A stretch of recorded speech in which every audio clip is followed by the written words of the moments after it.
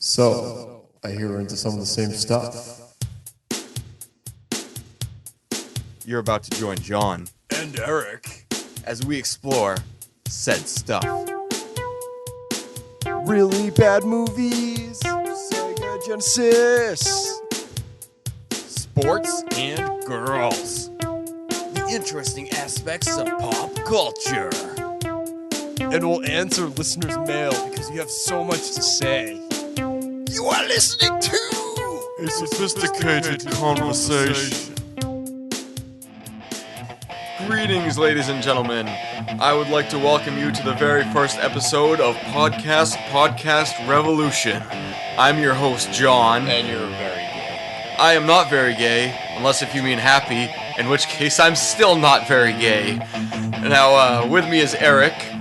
Here, Eric, introduce yourself. I'm Eric. I'm here, and Jon took my popcorn away from me, and he sucks.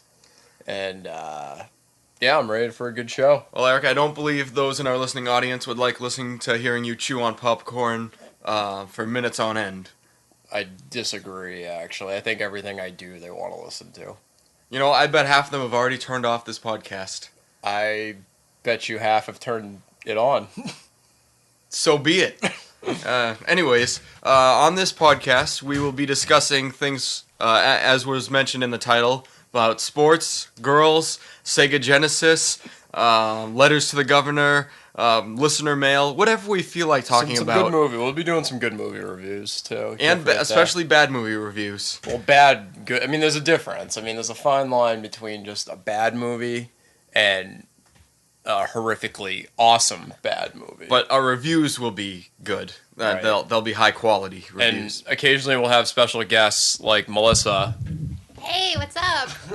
Yeah, that's our producer over there.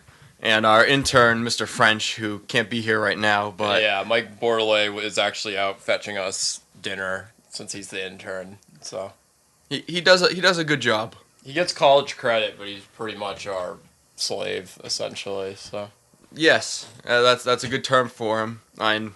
He is Caucasian, but he pulls slave off very well.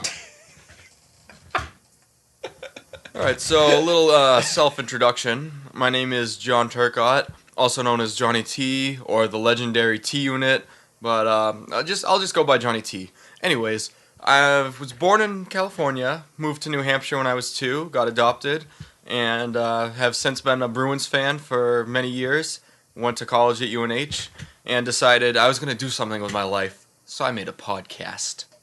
yeah, that's about the extent of what we've done since we've graduated. Is got college degrees and made podcasts, essentially. You don't need a college podcast. A degree to make a podcast, but Yes, you don't even need to be able to talk right to make a podcast, so there we go. Anyways, over here is my partner, Eric. Well, not sexual partner, just partner friend. I am in a relationship. Whoa. Something you want to tell me here, Jon? I thought this meant something. This podcast, you know, I thought we had a connection. Well, this is just to entertain people. What? All right. Anyways, yeah. He's not a very good actor. No, not at all. Anyways, yeah. My name's Eric, and unlike Jon, who has cool nicknames, I don't have any nicknames. I have nicknames. Yeah, that's because nobody liked you enough to give you a nickname. Yeah, pretty much. Like, I think my nickname is like Little Shabazz or something, or nothing cool. I don't think I've ever had a good nickname. We'll call him Mitch Monster. Mitch Monster, I like it. So, I just came up with that on the well, spot that's right the now. name of my cock, actually, but we can, you know, we as a person, we can call myself that too, I suppose, so. I thought that was Mini Monster. Anyways, who are you, Eric? All right, anyway. Tell everyone who you are. All right, anyways, yeah. So, as the podcast said, you know, I'm into a lot of the same stuff here. I think you're gonna have a lot of fun listening to our shows. We're gonna try and make this a weekly thing. I'm into a lot of sports, Bruins, Red Sox, especially basketball, kind of. Even though Jon hates it, It's terrible. It's not a sport. football I could really care less about, to be completely honest. I'm a big fan of football. I think I still hold a grudge from high school, considering I pretty much hated like every football player ever. But Yeah, you are a pretty big nerd. So Yeah, I can see why they'd pick on you. yeah. So anyway, So, Fifi boy. yeah, pretty much. So I do that. I really enjoy horrifically bad movies, and luckily, this guy over here Yes, I tends to enjoy them too. I So too have an affinity for the terrible. I do like good movies though, so occasionally we might put some in there. I do enjoy girls as well, as the title implied. And what else do I like to do? I can't even think of this stuff. I'd be so bad if I was on one of those, like, those dating commercials, like they play like the background. It's like, this will be. It's like Match.com. Yeah. And they yeah. talk about like what they're into and stuff. I wouldn't know what to say. I'd be like, yeah, I live with my parents. I might like Star Wars. That's pretty funny because Yeah. on Comcast they have dating on demand, and most of the guys sound exactly like that. Really, we should actually make an Eric dating on demand. Maybe That would be pretty we interesting. could do that. Like we could actually come up. Maybe some listeners could help us. We could come up with a good, I guess, kind of fake persona for me, or I could just be myself and probably fit in perfectly. But They'd both be pretty gay. yeah, they both would be pretty good. No, I said gay. I said good. Oh, okay. All right. I'm not as politically incorrect as you, John. I'm like, this is the 21st century, John. I have plenty of homosexual friends, and I have plenty of gay friends. Gay does not imply homosexual or stupid. But yeah, but now you're changing the definition of a word. You can't do that. Look in the dictionary. No, but I'm not changing anything. you can't do that. Who do you think you are? An English teaching major. Do you think you're like Lil Jon or Snoop Dogg, or you can just make up words and change them and make them say whatever you want? If I had their money, I'd be fine with that. Yes. Oh. Unfortunately, I do not, which is why I have to podcast. Not that I. Let me tell you guys why we're making this podcast in the first place. Oh boy. We're making this to entertain you, to help you, to teach you life's lessons, to make you understand what it feels like to be a man or a woman if you're a woman. We can't really help you feel how it feels to be a woman, but we can help you learn, and we can offer you Well, advice. I mean, I could help a woman, make her feel like a woman. Yes. And anyways, what we really want to do is collect your personal information so we can make money off it. So please send us emails Pretty much, with yeah. pictures and social security numbers and your name. But Actually, we don't even have an email address set up yet. We gotta make one by the end of the show. this is true. What Well- should it be? We'll get to that later. Oh, okay. And I have an idea anyways. All right. But for now, just think about what you want to put in the email. And naked pictures are fine too, for women. And for men, I guess it would be funny, and we could show our friends, be like, this guy's stupid. Because you'd have to be pretty stupid to send us one. And really send us anything too, because pretty much we'll debate anything you want. Whether it's you're having relationship trouble, send it to Jon and Eric. We'll solve it. You're having questions, we'll solve it. We're pretty good here. We're kind of like Dr. Phil. Like if you want to know if you should drink Coke or Pepsi or Moxie Yeah. or olive oil, we'll tell you. Yeah, we're kind We'll of like make our we're recommendations. kind of like Dr. Phil, only we're intentionally funny. You know what I mean? Like it's kind of we can help Right. solve these problems and have some fun along the way. And we also don't have Dr. Phil's money either. Yeah, that's a good point. We really don't. We're kind of hoping we can make some money And off this, Oprah actually. probably doesn't care for us. Not yet. But she might. We don't not care for Oprah. Let me ask you this: Oprah's a single woman, right? I believe so. Would you, be with Oprah to, get a little bit of money? Are you enjoy the implying? fame? Are you implying that I would only be a gold digger? Or is that what you're implying? That is what I'm implying. Do you think implying? Do you think it would be worth it to be with Oprah? Or how about like Roseanne? Put it that way, because Oprah, I mean, come on, that's gold digging. Roseanne, that's like, yeah, she has money, but do you really want it? Cover your eyes, brother. Only if I could make a deep personal connection with her. I don't know how you are, but Like, what would you make a deep personal connection with Roseanne about? well, she's funny. Then again, men don't really want women to be funny when they date them. That's a good question. I mean, you think, like, the age-old question is, like, it's like you look for a girlfriend, boyfriend. It's like, I want someone funny, but how many times do you ever see that? Someone say, like, yeah, my wife is hilarious. Or, like, yeah, like, my girlfriend, like, she's funny. Like, And she especially, it would be worse if she's funnier than me. I don't want that. Yeah, that's weird. Like That's kind of emasculating in a way. like it's a lot of unintentional funny. Like they might, like girls, Or like boogers hang out their nose, or just like I don't know, just girls being girls doing stupid girl stuff is kind of funny, but it's not really meant to be. I guess. Like dragging you to a Gavin DeGraw concert, for example. Like that's hilarious. that's not but funny. That's just suck. no, it's funny that you went actually. That was many years ago, and I didn't enjoy myself. Yeah, right. I bet you did. You know what? I think we need to move on to a different topic. Oh, okay, fine. So on each episode, what we plan on doing is reviewing a good movie and a bad movie. This week we'll start with a bad movie. In fact, a wretched film. A wretched, abhorrent abortion of a film. And, Eric, why don't you tell them what movie it is? This movie, it's been known as the Citizen Kane of bad movies. A lot of people have said it's one of the worst films ever made. It's atrocious. It's called The Room, and it's made by a guy named Tommy Wiseau, who apparently is a French guy who has an accent that almost sounds Mexican. And how would you describe how Mr. Wiseau looks? He stars in the movie, directed the movie, produced the movie, pretty much did everything to get this movie. And how would you describe the guy? I mean, he looks really creepy, like kind of like an Amber Alert, like... He's creepy, socially awkward, and yet his character is described as a kind-hearted man.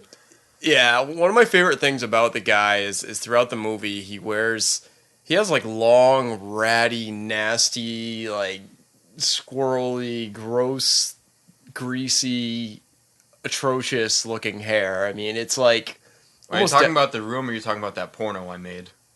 The porno he made, but The Room, the guy, he Okay. looked good, but not That wasn't you. very funny. No, I know, but... That's okay. Anyways, yeah, this movie...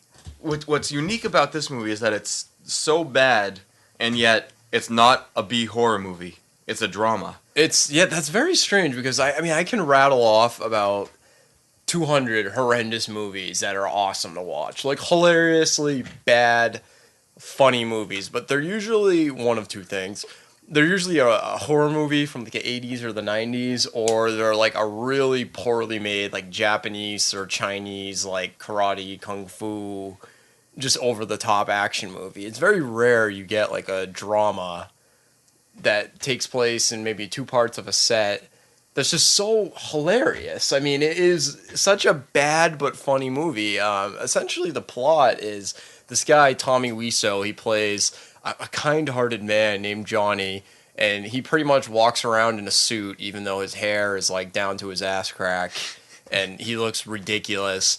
And he is engaged to this woman named Lisa, who... In the first scene of the movie, they make love for about 6 minutes straight. Oh my god, there's so much nudity in this movie. It's ridiculous. Like, it's really bad. Like, the opening... It's like the opening minute. The first act is just them talking for a couple minutes and then going into a softcore porn. It really is. It reminded me of, like, when I was a kid, like, when I was 12 years old, or even last night, like, scrambled porn and those, like, horrendous, like... I miss those. Oh, yeah. It was on, like, Cinemax and HBO at, like, 12 at night. It's like that, but it's like a movie, though. And the sex scene... I mean, most movies that have a sex scene... It's usually like something like Top Gun, for example. Something kind of quick. It might show just an intimate moment. Maybe it implies they're naked. Maybe you'll see the woman's chest or something. But that's really it. But no, this movie, it's like 7 minutes of softcore porn. Pretty much like every 30 minutes almost. But it's not a porn movie. Like, and it's funny because Johnny and Lisa have passionate lovemaking session. And then right after that, she starts telling people she hates him. And, like, cheats on him with his best friend and stuff. And then, but throughout it, they'll get it on, and then they're great. Like he's like, I love you and all this, and she says, I love you. Yeah, his accent is incredible. We got to find a way to get a sound clip into this, but he's like, hey, everybody.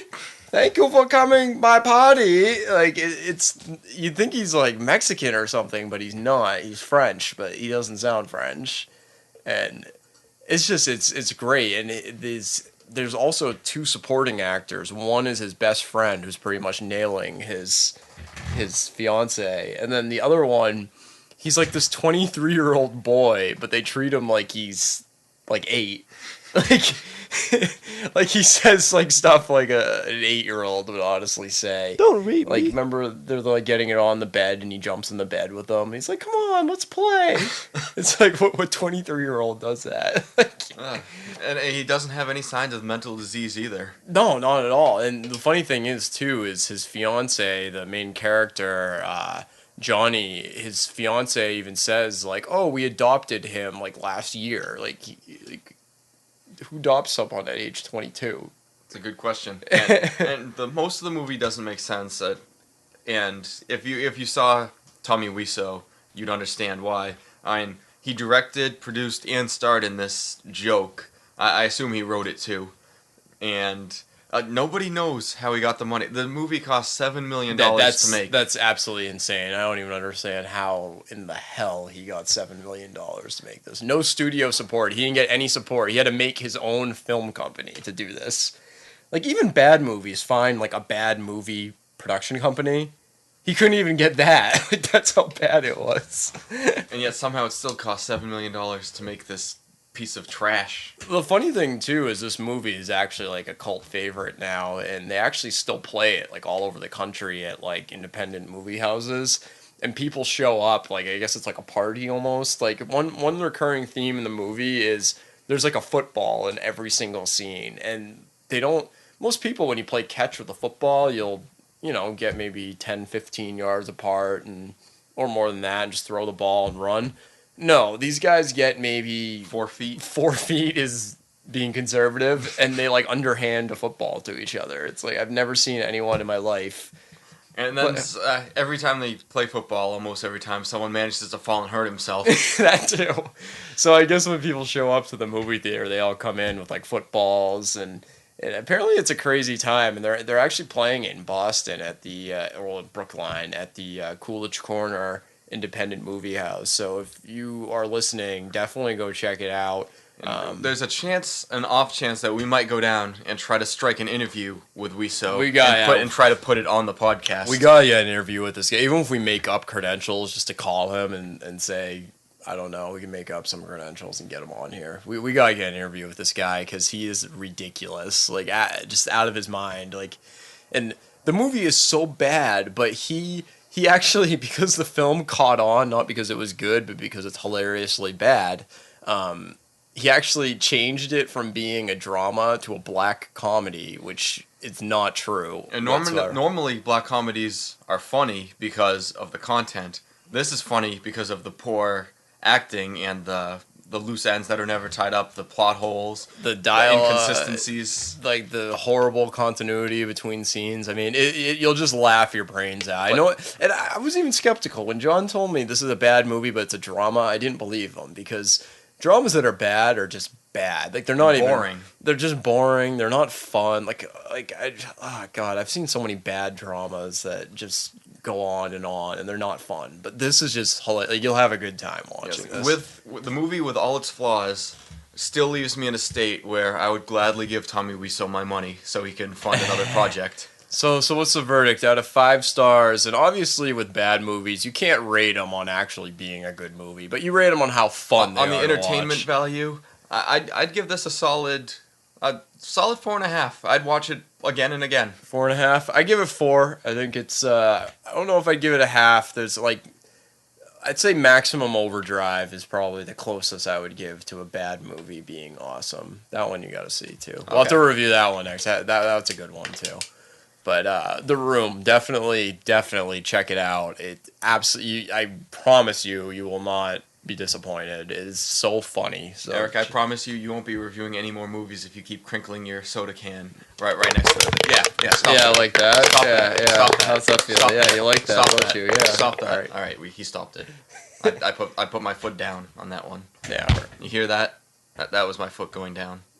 Ooh. Changing subject a little bit. We will get back. We will have a good movie to review in a little bit, but We're gonna change it to From a movie that's devastating to a real life event that's devastating. yeah. There's very few things in my life that are just very heartbreaking. And Besides Mini Monster. thanks, John. Thank you very. Another goal of mine was maybe to meet some ladies from the show, but apparently that's not going to happen now. So thanks. Anyways, but moving on, the Boston Bruins put on quite a display of why they are the ugly stepsister of Boston sports. Yet again. Unfortunately, I can't disagree with you. They are so bad that even one of my friends, who has been a lifelong Bruins fan, has decided he is now a Red Wings fan. That's how bad this collapse was this year. I mean, and by the way, this said friend Kevin Schaff, when the Bruins win the Stanley Cup sometime in our lifetime, when they do, if he's celebrating, he will get a punch to the chops. oh, he will be celebrating. Are you kidding me? I know, and he will be getting punched. Yeah, I know. That Kevin Schaff will be, hopefully we'll become a Bruins fan again. Anyways, go on. Why don't you tell them what disappointed us so bad? Even though I'm sure everybody already knows.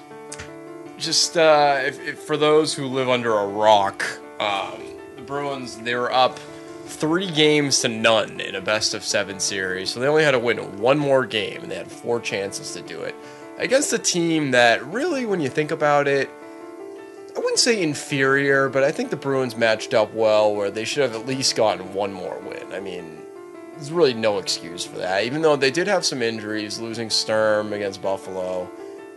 Krejci, I mean... See, that was the turning point in the series. They were playing the Buffalo Sabres in the second round of the NHL playoffs, and one of the Bruins' better players got injured, and did I say the Buffalo Sabres in the second round? Yeah, I should have been. Wow, I'm embarrassed. I don't want to say it. I want to make you feel good. Yeah, well, I'm embarrassed now. Yeah. And I'm not going back and redoing this. We're just going to keep going. They played the Philadelphia Flyers in the second round, and when the game after one of the Bruins' better players got injured, one of the Flyers' better players, Danny Briere, came back. And that must have been the turning point in the series. It definitely was a turning point, without a doubt. But even then, I mean, one thing that I think is really funny is I listen to 98.5, the Sports Hub out of Boston, a lot. And check out their podcast. Theirs are good, too. And one thing that a bunch of callers called in, a bunch of different shows, Felger, Maserati in the afternoons, people called in the morning to Toucher and Rich.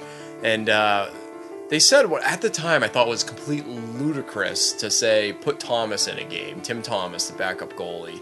People were saying, Tuukka Rask, he's played every game.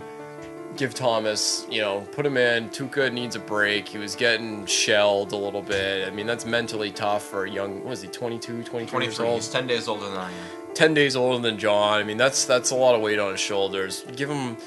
Let him rest a game. And myself included was going nuts. I thought people were absolutely insane to put Tuukka Rask, your starting goaltender, who had been playing great, to rest him. But looking back, I mean, you gotta admit, that might have been a good idea. But if they put in Thomas and blew the series, then they would be getting yelled at either way. Yeah, but everyone already hates Thomas anyway, so it doesn't really matter. That's true. Even though he won the Vezina Trophy last year as the league's best goalie. He is probably one of the worst Vezina Trophy winners of all time. But compared to sports collapses, this cannot be ranked as the number one. As a Bruins fan, this is the single worst Bruins event in my lifetime. I don't know. In Boston sports, recent Boston sports history, we were born in 87, so right. It's not like we go way back to years upon years of the curse and all that. We were 18, the curse got reversed. Look back just a few years ago. When the Patriots lost the Super Bowl. Yeah, I know you don't care about football. I don't care about football, but that probably was the biggest collapse of all time, as far as North American sports go. I don't know if I'd go all time, but that was a huge collapse. Well, what would beat that, do you think? I'd say the Yankees collapse against the Red Sox was pretty significant. Yeah, that's true. That was the first time that ever happened in baseball. 04 ALCS. Yeah, that's true, because you gotta think about it too in the ways that to come back when you're down 0 games, you're playing a team, best of 7 series, you're down. You have not a win. You have to win all 4 ahead of you in playoff style, whether it's football, there's no series, but basketball, hockey, in baseball, you have best of 7 series. I mean, And the Yankees had late leads into many of those games. I mean, baseball, I'd say, is probably the level of difficulty to pull that off. What the Sox did, I mean, I don't think you can really. I kind of agree with you on that. I think that's probably a bigger collapse by the Yankees than. But the kick in the balls that the Bruins fans got that the Yankees fans did not get is that the Yankees were just destroyed in Game 7. For the Bruins had a 3-0 lead in the first period, and they blew it. They blew a 3-0 lead in the series and in the game. Yeah, they toyed with was us. painful. So then what was painful, too, is then last year, they lost another Game 7 in the second round. So in our lifetime, except from, 1992, but we were only 5 years old. It doesn't count. That doesn't count. I think sports counts, I'd say, when you're like 12. 12 and on. 12 and on, I'd say. We haven't If seen... you got pubes, sports counts. Yeah, I like... That's a good analogy. I like that. And I have pubes. Well, sometimes. Yeah, grass in the field, play ball, man. Exactly. But, If there's fluff on the muff, she's old enough. But yeah, I agree with you on that. I mean, last year was really tough. They lose again. It went to a Game 7 against Carolina, and A team they should have beaten. what was really bad for me was I graduated from college the day of Game 7, and last year was the year for the Bruins to win the Cup, and I really don't see them winning it next year unless some crazy stuff happens in the offseason. But last year, they had a legitimate shot at winning the Stanley Cup. They finished... They had all the They had pieces in the place. best records in the Eastern Conference. They really didn't have that many significant injuries. They had pieces in place. Players were playing great when they needed. I mean, they really, really had it going for them. You had Chara, who played probably one of the best years of his career, really. I mean, he won the Norris Trophy. You have Tim Thomas. As much as the guy gets flack now, he had a phenomenal year last year. He played excellent in the pipes. And you had Lucic, who kind of came out of it really was like his coming out party last year. I mean, he really... Yeah, and then he stayed out. Yeah, that's... He didn't have a good year. He was injured this year, though. I mean, come on. He definitely was. So, I mean, it's been a rough few years for the Bruins. It really has, and But despite the rough few years, the future is getting brighter each day. Yeah, well... Well, Toronto has helped out the Bruins significantly by making some pretty boneheaded moves in retrospect. These moves start out several years ago when the Bruins traded their goalie Andrew Raycroft, who had a phenomenal Razor. He had a phenomenal rookie season, but his sophomore year he had the sophomore slump, as they say in sports. Yeah, it was a lockout, though, that did that. I don't care. He had a poor second season, and then the Bruins traded him to Toronto for Tuukka Rask, who was supposed to be the next big thing, and turns out Tuukka was the next big thing, and Andrew Raycroft is out in Edmonton now, I think, or He's like is he in Vancouver? Yeah, it doesn't matter. He's He's an afterthought. He's like a second or third. He's a journeyman now. Yeah. He's gone. And so the Toronto gave the Bruins their future goalie, their goalie for the next generation, I'd say. Here's the question though. What do you think the Bruins? How do you think they would have been if Raycroft never really crapped the bed and actually continued to play like he did his rookie season? Like, lockout never happened. Raycroft, goalie, what did he get? Rookie of the year? He did. He got the Calder Trophy. How do you think they would have? Would they have I done think trades? they'd be the same place they are now. Really?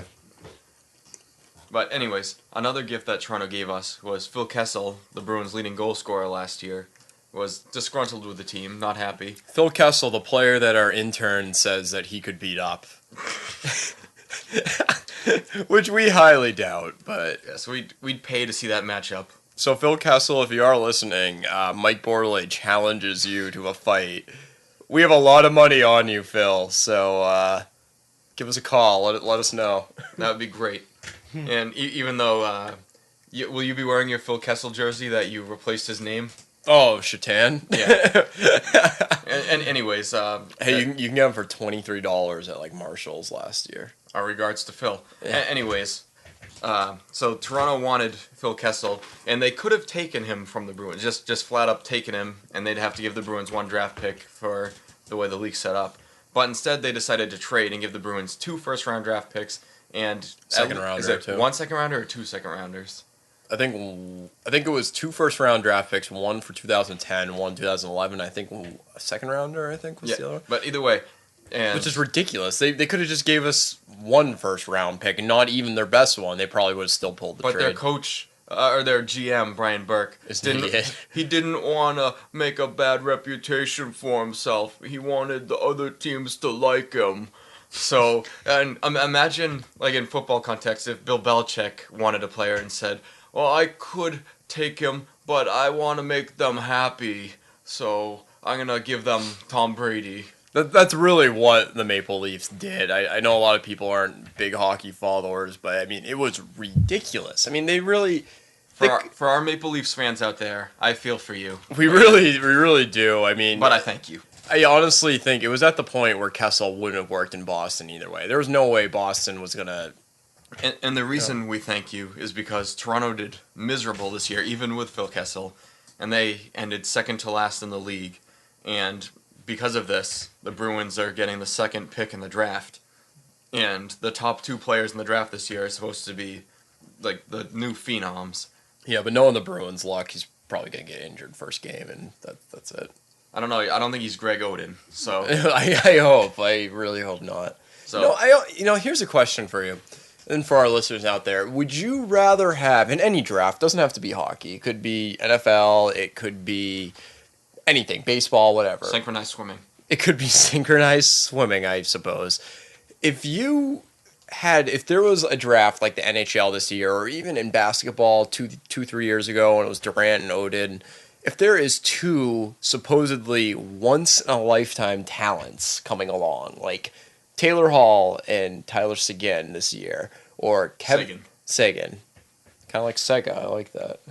Sega Genesis. Yeah, I get your point. Anyways, my point is, would you rather have the number 1 draft pick, or would you rather have the number 2, knowing that it's not your choice, so if something bad happened, if you pick the wrong one, you don't have to look back and say, why didn't I take Kevin Durant instead of Greg Oden? What would you rather have? For me personally, I'd rather have the first pick, so I know what I want. I trust my scouts enough that they'd make the right choice, and I'd leave the other team at the mercy of our decision. Yeah? How would you go about this, Eric?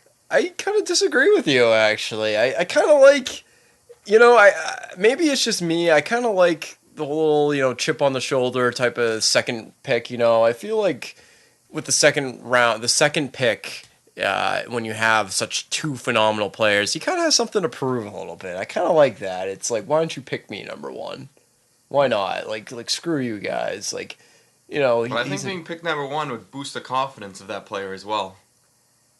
Ask Joe Thornton that. How did his confidence do in the playoffs? Well, he eventually became the MVP of the league.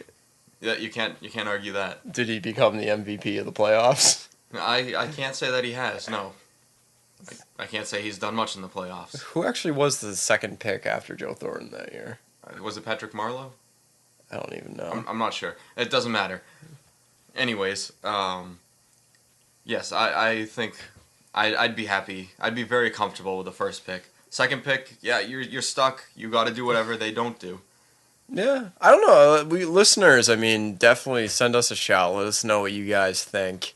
Are you more like John, the level-headed conservative man here who wants to use his reason and his Jedi mind tricks and trust on his scouts and pick the first pick? Or would you rather be like me and kind of let them make the mistake or let them take first. I'll take the second guy. He's got something to prove. And hey, you hire scouts for a reason. That's why they're there. Oh, yeah? Well, Michael Jordan, he was picked number 5 in the, I think it was 1984 draft or 83. Yeah? Yeah. Well, those are bad scouts. They should have been fired. Sam Bowie, I think, was number 1 in that draft. Who? Yeah, he played for. I don't care. It's basketball. Portland. I don't care. It's basketball. That's true. Yeah, you don't like basketball. Speaking of Michael Jordan, did you hear the news about him recently regarding the Chicago Blackhawks?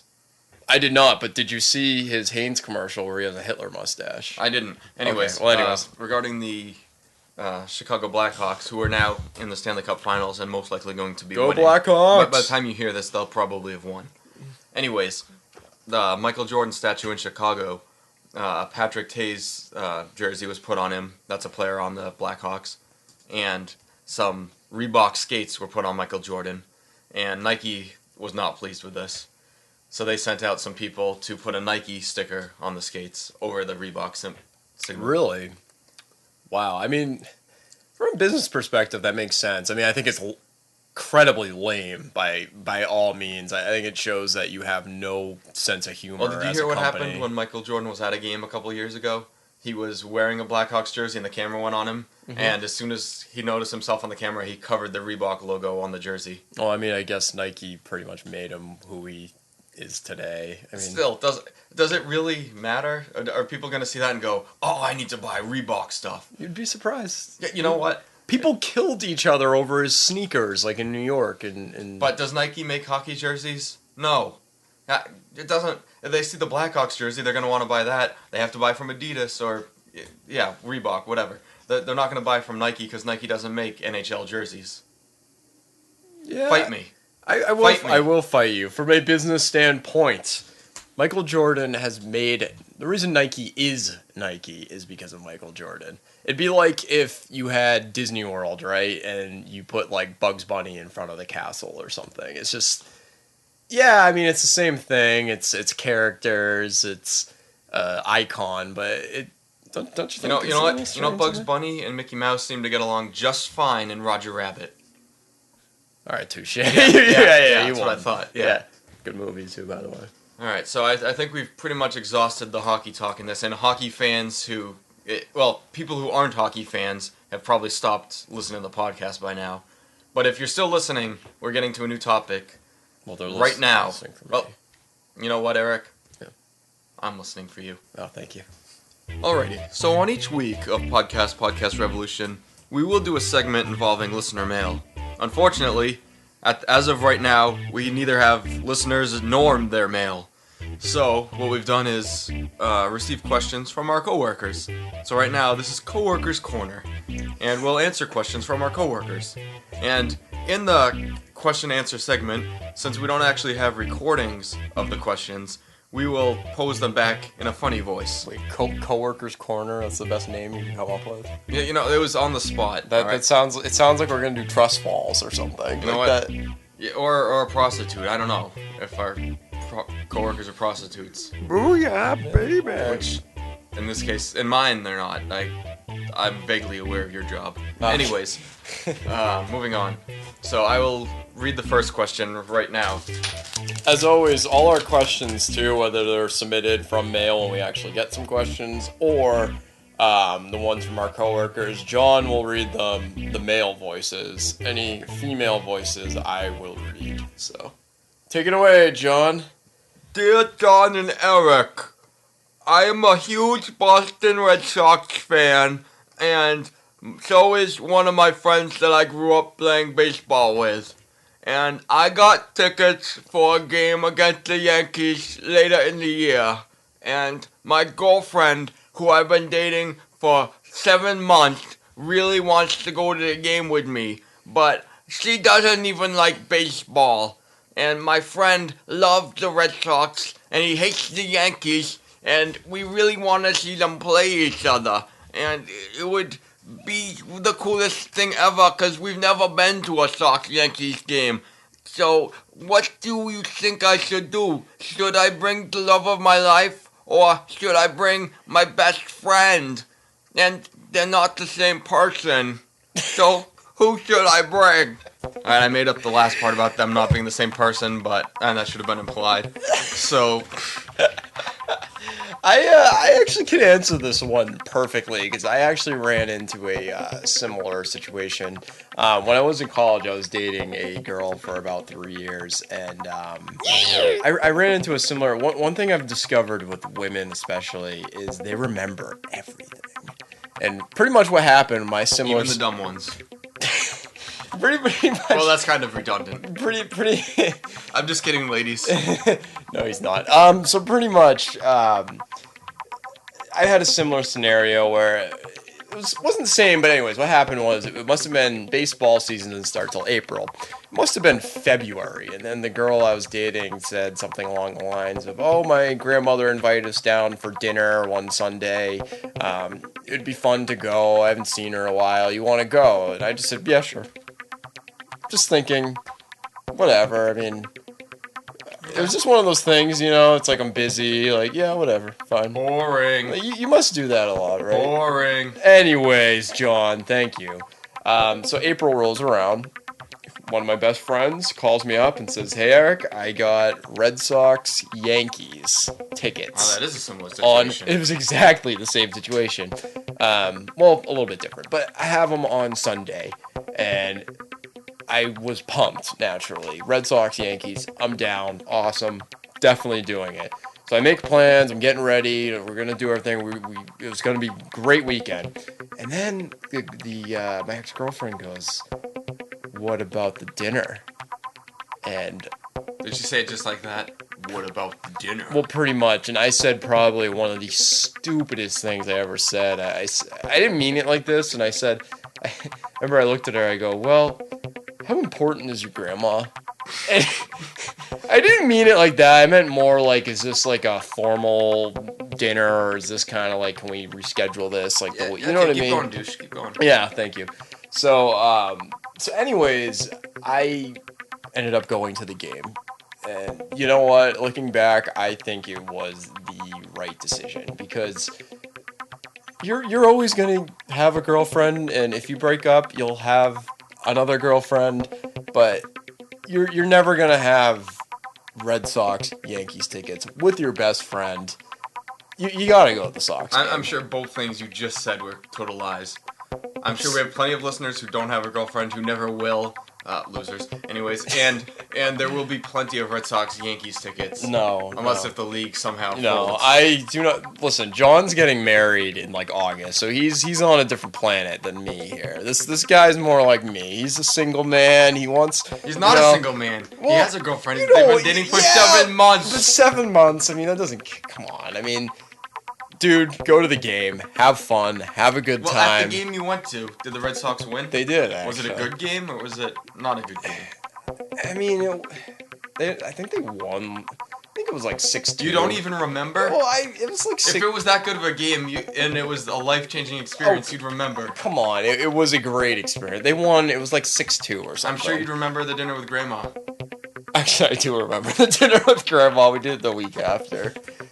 Okay, then. And it definitely wasn't as fun. So my point is when you get a situation like that, definitely go to the game. The girl should understand, and if not, don't be with her. You know what? Normally I disagree with Eric, but in this case I'm gonna go completely out of left field, and I'm not gonna suggest you go to the game at all. I think you, your friend, and your girlfriend should go to Boston, scalp your tickets, because baseball's not worth going to. And, I mean, Fenway is a cool place, and I assume this is Fenway, not Yankee Stadium, because you're not rich. And, well, then again, either way, I think you should scalp your tickets before the Red Sox completely go unpopular, and just hang out in Boston, or take a horse ride around town. I did that once. It was fun, and it was expensive. Oh, yeah, it was a great, riding horses around town, John. That sounds like a blast. Yeah, sign me up for that. You know what? It was a romantic Yeah, you know what? day. Next time I have tickets to a Red Sox game, you know what, and I'm dating a girl, I'm just gonna go ride horses and sell the tickets. That sounds like a great time, John. Wow. Well, you know what? It's better than sitting around and watching guys stare at each other for 3 hours. You know, did you go shopping on Newbury Street and hold her purse when she went into all the stores, too? Did you do that? I don't believe we went to any stores. I think we just did the little horse ride. Oh, yeah? It was fun. I took pictures. Oh, that's great. Did you take your tampon out before we started the podcast, by the way? Yeah, it's in my mouth. Moving on! But, yeah, basically... Dude, have fun at the game. Yeah, Go to the game. Yeah, all in all, I'd say Eric's probably right. And you won't regret it. And your girlfriend, she loves you. If she doesn't love baseball, she's not going to have fun. Because just like me being there. You're sitting there for 3 hours watching guys stare at each other. Do you know what the average amount of time the ball is in play in a baseball game? Oh, God. It's under 3 minutes. I say, yeah, You I can can see condense a that. whole game to 3 minutes from the time the ball leaves the pitcher's hand to the time that it's not in play Yeah, anymore. no, I believe you. I remember actually way back in the day on ESPN, maybe like mid-90s. This is when Greg Maddux was like the best pitcher in all baseball, Atlanta Braves. And he pitched something like 15, 16 strikeouts. I remember ESPN, they showed just every pitch he threw in that game. Every ball, every strike, everything. And I think it only took maybe, I don't know, maybe like 55, 60 seconds to show every single pitch. It was just throw. You And know? it's not to say I don't appreciate baseball. I just think it's boring to be there. I'd rather watch it on TV. It's a good background. Yeah, you'd sport. rather ride horses. Yeah, okay. You know what? I didn't actually ride the horse. I was in a carriage behind the horse. Okay, great. When you grow a pair, then maybe you can answer the question. But yeah, have fun riding the horse. I didn't really know a better comeback. So, It's because you don't have one. anyways, on to the next piece of listener mail. Okay, and our second question is from a female. So let me get the question out here. Dear Jon and Eric, my brother has some really cute friends. I kind of want to date one of them, but I'm not sure if it breaks the bro code. I don't want to make things weird for him and make his friends get in fights with him, but is it okay to date your brother's friends? Thanks. Oh, this is nothing compared to Abu Ghraib. So, quick question. First question for you: Is your coworker in this case a granny?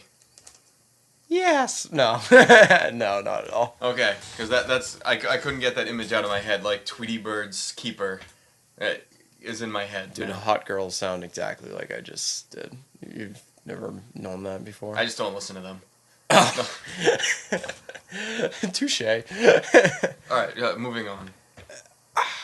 I don't know. What do you think, John? I'll let you start. You know, in this case, this is a very unique situation where you find your brother's friends hot, but if you get to know them, you might realize they're douchebags. So I'd recommend that you don't get to know them.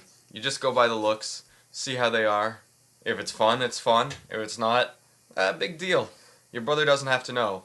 And should he find out, I'm sure he's done much worse. Why don't you go pry into his Facebook messages? I'm sure he's got some secrets he hasn't told you. See, I disagree. I don't know. I don't think she should. I think it's... Did your sister date some of your friends, Eric? No, but it would be weird Would if they it make did. you feel sad? Yeah, I would. I think it would just make... Oh, yeah, you're sad. I think it's very selfish, I think, because there's other fish in the sea. I mean, It's selfish for her to not go after a guy, but if you did the same thing? No, just keep the friends out of the equation, that's all. I mean... But what if they were perfect for each other? how perfect? I mean, What come on, if they would be the next couple to cure cancer if they got together? What if they were that good together? And they just happened to be two good-looking individuals who got it on every night right next to your room. Yeah, I wouldn't like that. See, that's why I don't like. I just think that's weird. I don't know. I think the whole setting up brothers and sisters with friends is kind of weird, to be completely honest with you. I don't know what it is. Would it make you feel weird because since you're related to your sister, obviously, he'd see some of you in her, and he might be thinking of you while he's nailing her. Well, he better be thinking of me when he's nailing her. This just took an awkward turn. Oh, I know. That's a plot twist. No, I'm kidding. I don't know. I just think it's weird. I think you should just stay out of that. I think it's... I don't know. I mean, what would you do? If you... Let's twist this the other way. Say you had a sister who was a 10. Just gorgeous, right? I like her. She kind of likes me. We start going out, and pretty soon we start getting it on. How would you feel, John? Well, it would be a little uncomfortable to talk about around you, but see... Because I would talk about it all the time. If it was the other way around, and let's say I wanted to date one of my sister's friends, and she didn't like it, or if she did like it, that's usually guys can get away with that a little bit more, and I'd say there's a double standard. Oh, there's definitely a double standard. Are you kidding me? Without a doubt. So maybe you should just be more accepting of the opposite sex and let your sister make her own decisions, or in this case, your coworker.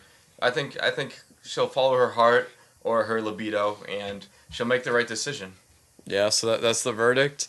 All right, I mean, I guess John has a point. I don't know. That's a toss up. I think it both has its pros and cons. I mean, all in all, you should get to know the guy before you just don't base your whole relationship on him being good looking. Yeah, and obviously that's a good first attraction, but there's got to be more to it than yeah, that. you should really base your relationship off riding horses together in Boston. I mean, that's a really good start, I think. Excellent contribution, Mini Monster. Yeah. Excellent. Well, moving on, as we talked about earlier the movie The Room, which was horrendously awesome, but now we're going to talk about a movie that's just awesome. This movie is actually a favorite of one of John's, and I meant to get around to watching it for a long time, and it stars Joseph Gordon-Levitt, who you might remember from Third Rock from the Sun. It was actually he's surprisingly a very good actor. He's one of my favorite up-and-coming actors. Yeah, he's been in a lot of indie films lately, and he's very good. But the movie was The Lookout, and you want to talk a little bit about it? It was directed by Scott Frank, or Frank Scott, I don't know. I need to look into that. Either way, good movie, and basically what happens is Joseph Gordon-Levitt stars as a former hockey star. And I'm a huge hockey fan. This has nothing to do with the movie being good, and that's just an added. That's gravy, anyways. But he was a hockey star, and he makes a foolish move while driving, and crashes and suffers from a traumatic brain injury. And from this, he works at a bank and has a nothing job. His life's pretty much gone downhill. Yeah, he's a night custodian, right? Yeah. Yep. And he winds up being targeted by a bad crew who plans on robbing the bank, and they employ him as their lookout for when they plan on robbing the bank. Mm-hmm. Without really giving away any spoilers, because this movie kind of does twist a little bit. I mean, it's not like a plot twist, but it kind of leads you in directions that you think you're going to go, and it goes somewhere else. You think you figure it out, and you really didn't. I thought this movie was going to be kind of... The beginning reminded me almost of like American Beauty, kind of. Not so much the plot, but just the fact that it's kind of talking about a guy's life, and I thought it was going to be more of a reflection type of movie, but out of nowhere, this bank heist and this plot, and it really turns into a really powerful movie with a really good plot, a really good acting. Speaking of good acting, Jeff Daniels plays as his blind roommate. Yeah, and he's very convincing as a blind man. He's very charming. He did a great job acting, though. He's kind of like a token supporting actor when you think about it. I mean, Jeff Daniels, this guy from Dumb and Dumber, but he was excellent. He's very good. Well, he's very good in most things. He actually doesn't like that his most cited movie is Dumb and Dumber. But yeah, Jeff Daniels was great. Yeah, Jeff Daniels, he's his roommate, his blind roommate, that is. And even though he's blind, he's the wise man of the movie. Yeah, he kind of has a sixth sense. He can kind of figure out people, even though, he's not able to look at them, which they said that's true. And he's funny, too, in the movie. Yeah, he's very good. So this movie really, it kind of takes you in many different directions, especially... I'd say the final 35 minutes of it. It's pretty. It's pretty not powerful stuff. And the movie, it's not a major thriller. It promises minor thrills and it delivers. Yeah, it's excellent. Highly recommend it.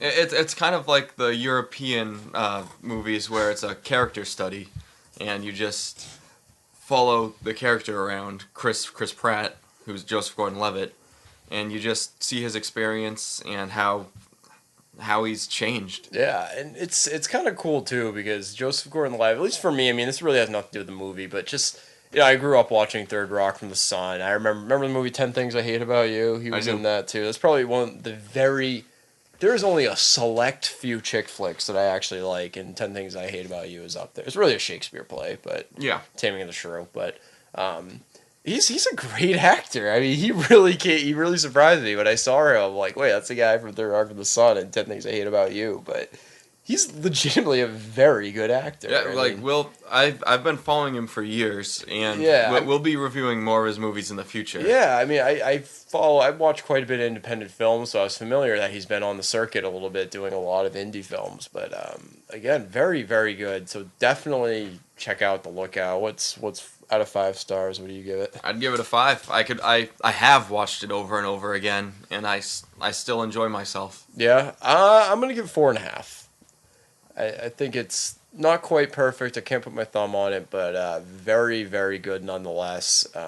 And Excellent one movie. thing that worked for the movie for me was the marketing for it. It wasn't very good. It made it look like a cheesy heist movie. Oh yeah, I mean the funny thing is that movie actually was in quite a few theaters. I remember seeing it on like major networks commercials Right. for, even though which is surprising for an indie film. You really don't see that.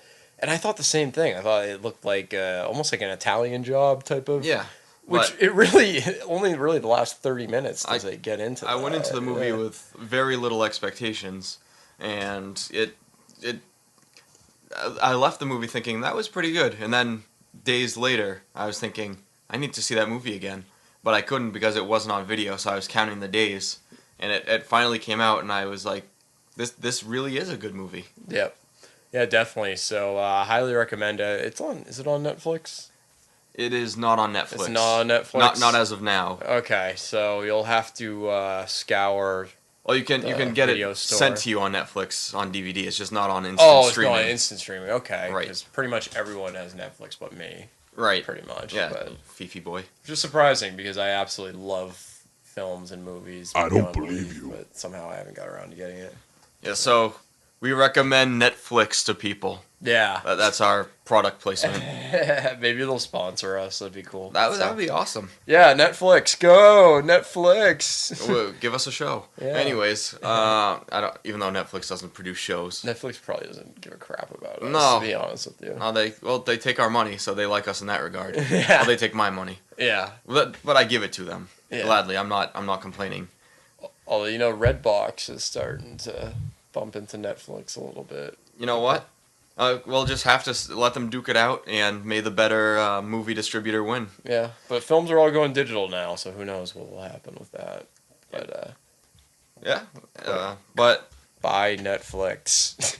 not Netflix. Netflix is fine, and it's going to be on Android phones pretty soon, which Is it excites me. really? It is. Is it really? And iPhones, but I don't have an It's iPhone. on Wii now too. If my Yeah, Wii I have graphics that. card didn't overheat, I'd probably get it. Otherwise, movies are gonna look like crap on it.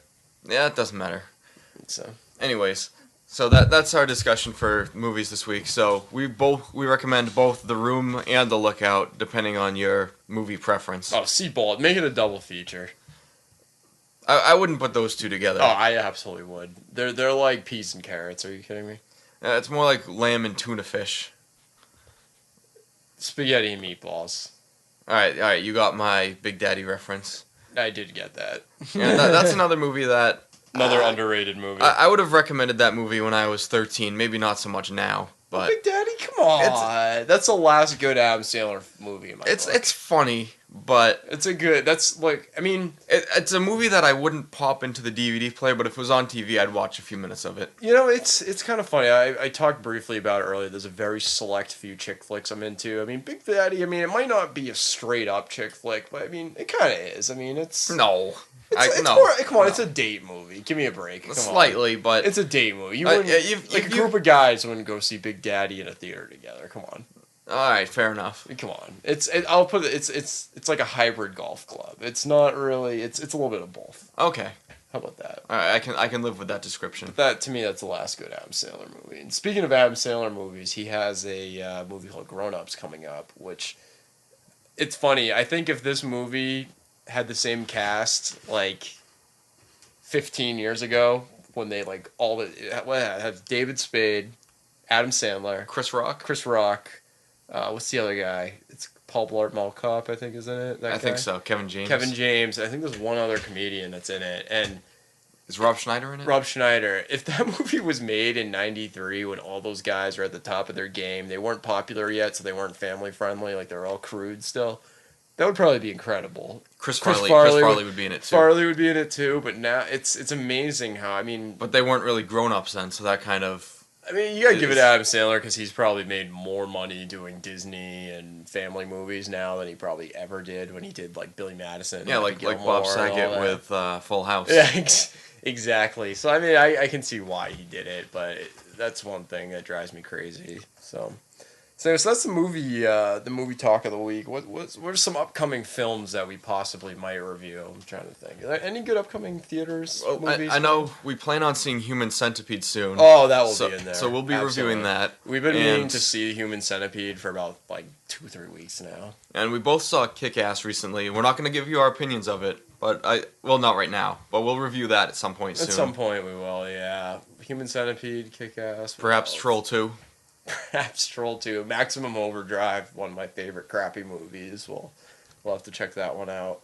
Has a young Emilio Estevez in it. Yeah, and we could also talk about movies that we don't particularly care for, which we won't spoil that now. So you'll have to wait and see. Oh yeah. I'll give you a hint. I hate Halloween, and I love the holiday. I completely disagree with you, but that's okay. That's a discussion for another day. I mean, people who know films. I mean, they absolutely hate probably one of the best American horror films of all time. But that's okay, John. Yeah, well, that's a discussion for another day, and we're gonna move on to our final topic of the day, which is our letter to the governor. Letter to the governor, John. You want to let them know what you'll be doing each podcast? Well, on each podcast, I will be constructing a letter to the governor. Sometimes ad-libbed. Sometimes I'll have it prepared. In this case, I do not have it prepared. But this will be a request to the governor, and we hope that one of you listeners will take it upon yourself to digitize this in a Word document and pass it along to the governor. Perhaps we could even do that eventually, because if we got a response from the governor... That would be great. That would be incredible. If we could that would be really have like a discussion. Our first celebrity interaction. That would be fantastic. It would be. All right, so our podcast number 1. Dear John Lynch, as I respect your position as governor of the state of New Hampshire, I have some suggestions that could help you in your re-election process. I know you want to increase tourism to the state of New Hampshire, but your efforts have not worked. I'm sorry for stammering, but I need to think about this. Look at our state. We have 12 miles, roughly, of seacoast. How much does Massachusetts have? A lot more than that. Just the Cape alone is hundreds of miles of seacoast. Well, that might be an exaggeration, but if you want to increase tourism, I highly suggest that you increase the amount of seacoast in New Hampshire. Just think of, people love beaches, Governor Lynch. And you know what? If we only have 12 miles of beaches, that's only 12 miles of people that we can fit. And you know what? We have a lot more people than that. And people want to play in the sand. I mean, Hampton's okay. The sand there is great, but it's getting overcrowded. We need more beaches. I mean, Maine, even Maine. No offense to the people in Maine, but come on, Governor Lynch. We need to step it up. And speaking of places at the beach, we have the Casino Ballroom, which isn't even a casino. Maybe if we expanded gambling in New Hampshire and, did that casino build-out they've been talking about for years, that would bring more tourism, more industry to the state. I think people would really gravitate towards it. Eric, would you like to add a memorandum, addendum? A request to the governor? I don't know how I could beat that one, John. Adding seacoast to the state of New Hampshire. People love the seacoast. All right, well, Governor, that's a big proposition that we have on the table. And it would be more jobs too, because we'd have to hire more lifeguards. So that would help the economy in that regard as well. Yeah, I completely agree. Now, let me see, what would I add? Yeah, people don't want to hear dead air. They don't want to hear you going, They want you to talk and I know, suggest but things. I'm trying, it's kind of like quality over quantity. I'm trying to think. You know what really ticks me off? It's maybe not as I guess as daring as adding seacoast, but how come in New Hampshire you can't have a private liquor store? Why is that?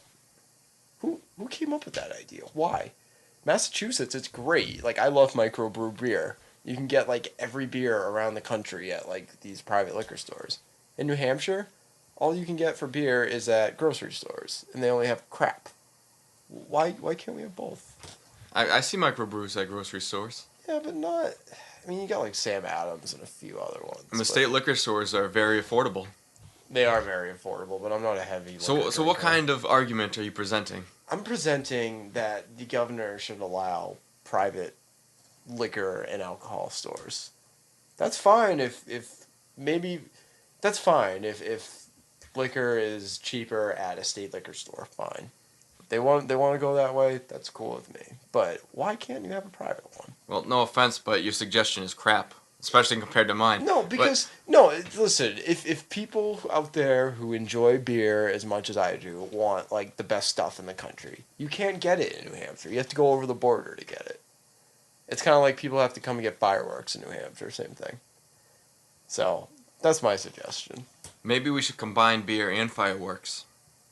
That's an awesome idea. And beaches. A beer and fireworks store. At the beach. At the expanded beaches. So how exactly would you expand the beaches, John? You'd bring more in. You get more sand. You get more water. I don't know. You annex Maine. I don't care. So Maine, why can't Maine just be part of New Hampshire? Maine used to be part of Massachusetts. It doesn't know what it is. Did it really? Yeah, it did. Wow, it must have been a weird looking state. It was. It kind of like gets cut in half by New Hampshire. Yeah, New Hampshire kind of has a threesome with Mass and It's sandwiched. Maine. Yeah. Wow. That is very weird. That's the history lesson of the day. Did you know that, Governor Lynch? I assume you did. And I assume you know well enough to take my advice and increase the tourism in this great state. So, Governor Lynch, you will be getting a letter in the mail from Jon Turcotte asking for more beaches. More seacoast. More seacoast. Which results in more beaches. It's a humble request, and one that I wouldn't look at lightly. Okay, so folks, listen in every podcast, because John will have some more excellent ideas for the governor of New Hampshire.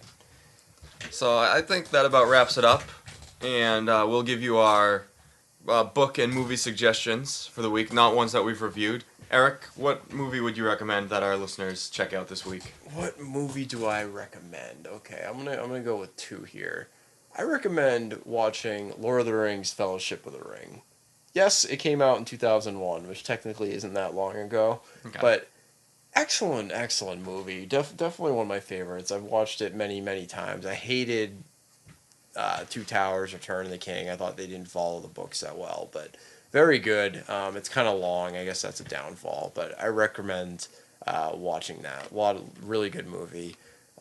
Book of the week, I'd have to say Animal Farm by George Orwell would be my book of the week. It's kind of crazy because Orwell, his predictions are really, it's kind of creepy how much everything from 1984 and Animal Farm is two well-known books. They're very, my voice kind of cracked, but they're very, speaking of people who need to grow a pair of balls. I know, seriously. Maybe if I rode horses like you in Boston, I would. But, so those would be my two recommendations. Definitely Lord of the Rings, Fellowship of the Ring for a movie, and also Animal Farm by George Orwell, and learn about the horrors of socialism and communism. Okay. I'd say this week I'd recommend, for a movie, I'd recommend Willard, which Eric finds rather amusing.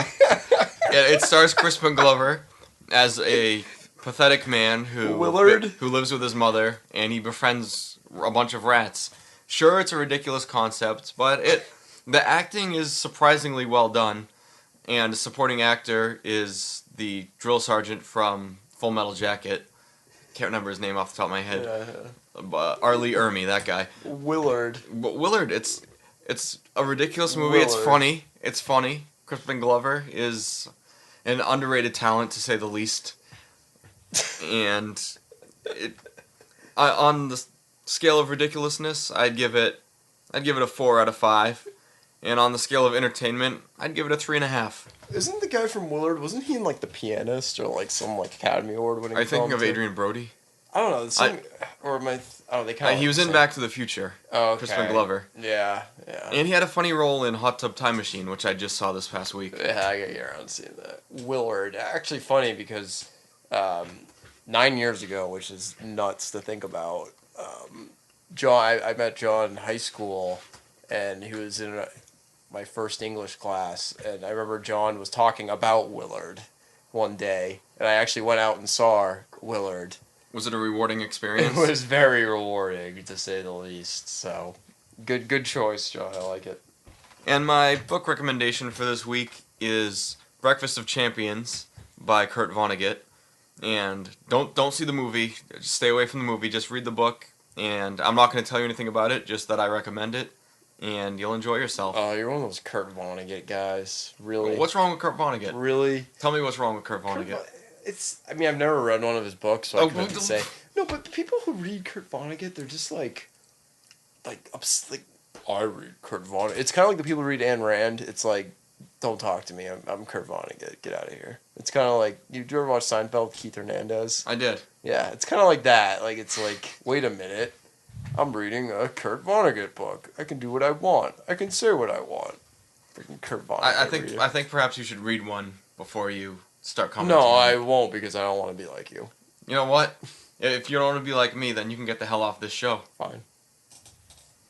Well, speaking of ending this show, I guess now is as good a time to say goodbye and say podcast revolution will be changing. It'll be evolving week to week based on your feedback and our dispositions each week. And definitely send us ideas for the show, too. I mean, we're really, right now for our first show, we've had some small ideas, and we definitely want to get some interviews going. We're going to try to actually get some local celebrities on here, too. It's going to be a lot of fun. So definitely send us some ideas, whatever you guys can think of, questions, comments, any suggestions really would help us, and it makes it more fun.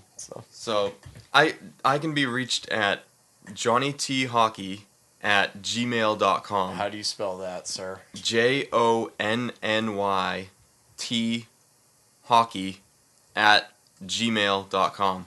How can you be reached, Eric? Mine is emitchellsmc@gmail.com. So send us your emails. Just put PPR or Podcast Revolution in the subject and whip it out. Verbally speaking. Something you want to tell me, John? I just want to get lots of emails. That's all. Okay. All right. Great. So.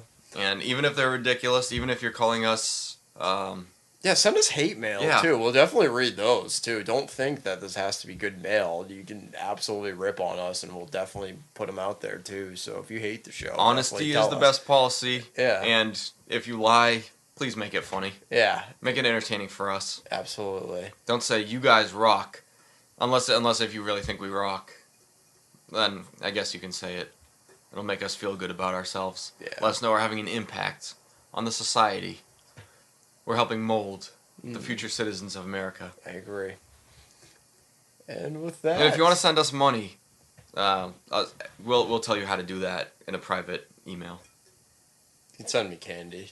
Candy? Yeah. What kind of candy, Eric? Pez. Pez? You don't like Pez? Pez are okay, but you don't eat it for the candy. You do it to have the cool dispenser. No way, dude. You eat it for the candy. Are you kidding me? So the first candy you think of when you think of candy is Pez. Hell yeah, I think Pez is awesome. When I used to work at the school store at Pinkerton, I sold like boatloads of Pez. Yeah, you sold it. That doesn't mean you have to think of that as your favorite candy. Well, like, I ate a ton of it too. It was awesome. Wait, is Pez really your favorite candy? It's up there. I mean, that and like peppermint patties are probably my favorite. Those are pretty good. They're like an old man candy, but I mean that's what I have at work all day is peppermints. They're pretty good. Well, not like peppermints. I like the like York, like the chocolate covered. Oh, like, okay. Yeah. Yeah. That's still an old man candy though. Yeah, true. Yeah. But Andes mints are very good too. Andes mints are They're awesome. delicious. Sour Patch Kids are good. You can't too. eat just one. You can't eat just one Yeah, Andes mint. Reese's Pieces. Those are pretty good too. Yeah. Popularized by the E.T. film. I'll say catch some aliens with those things. Yeah, whatever. Anyways, I think we've gone on long enough talking about candy. And so next week, we will be back. Maybe sooner. Maybe by the time this works out, the first 2 podcasts will be put online at the same time on iTunes and Zune and any other podcast area. Or right at our website, which we'll reveal in the next podcast. Yeah, we got a little bit of some technical issues we got to take care of, but... Well, we'd like to thank our producer, Melissa, our intern and slave, Mike Bordelaise, and everybody for listening to us. And our coworkers for their amazing questions. Yeah, that was very thoughtful of them. Yes. And we hope we helped them. Oh, man. So, until next time, this is Johnny T. This is Eric. Eric the Monster Mitchell. Au revoir.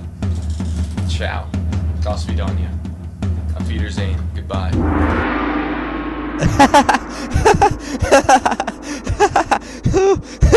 Oh, pants down. Oh.